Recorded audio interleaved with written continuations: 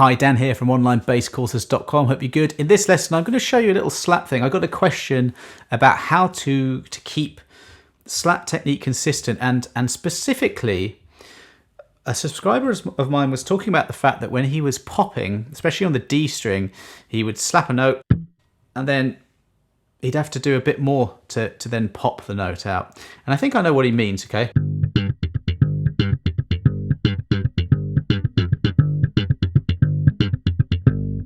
Every time, this is how I do it, and I'm sure a lot of people do it this way as well. It's pretty standard. When I'm coming down to slap a note, I'm just doing a G on the 3rd fret of the E string and a G an octave higher with my little finger on the 5th fret of the D string. Now, here's the important point to keep this slap technique consistent. It's a little bit like a guitarist or even a bass player who uses a plectrum. So have you ever heard Bernard Edwards doing his chucking thing? I've done a couple of videos on that. I'll link to those. Or Bobby Vega.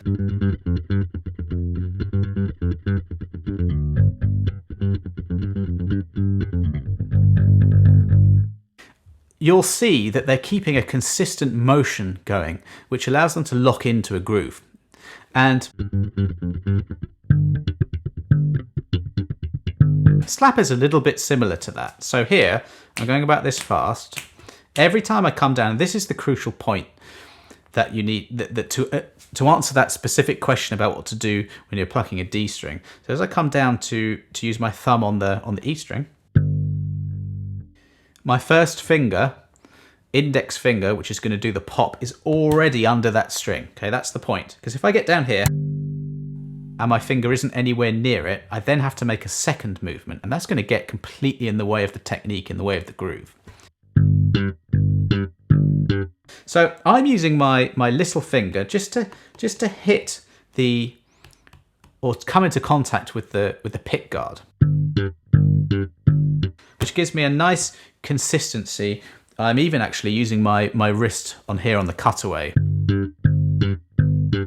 So every time I go, I know the feel, I know what's going to happen. And I'm getting it so that my index finger, as I'm slapping, is going between the G and the D strings. And I think that is an awkward move if you've never really done that. So you'd have to do this really slowly.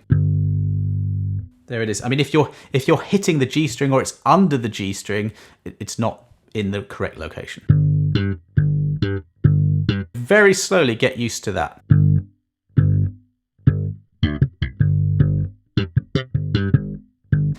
And you can even do that on the A string, or even, that's quite tricky, but you can even do exactly the same principle but on the same string, so on the E string in this case.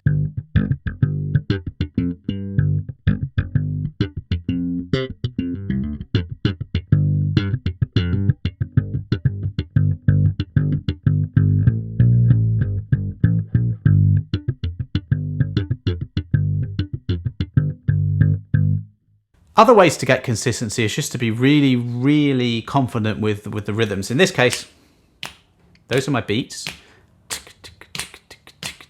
I'll do some 8th notes, 1 and 2, but I'm also doing 16th notes. So I'm very aware of where those beats are, where they lie.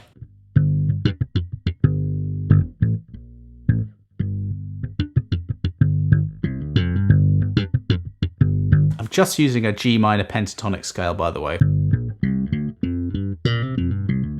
A bit of blues.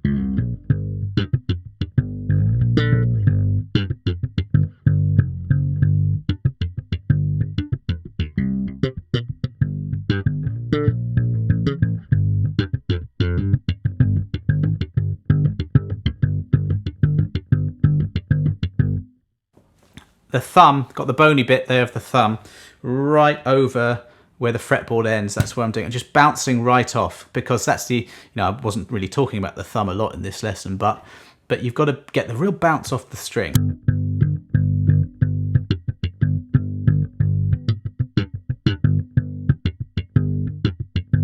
It's a little bit like when you pluck.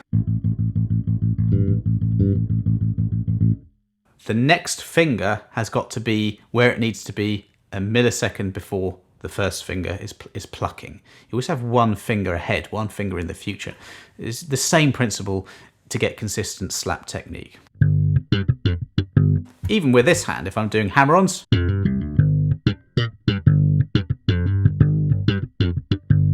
when you're thinking about timing, it's often one hand that gets all the glory, if you like. With slap, it tends to be this one, okay?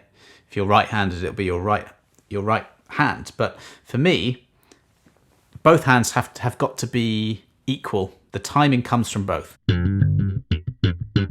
So to answer that subscriber's specific question, it is to get your finger underneath the D as you're just before you need it, as you're popping, but not to forget that you got your other hand.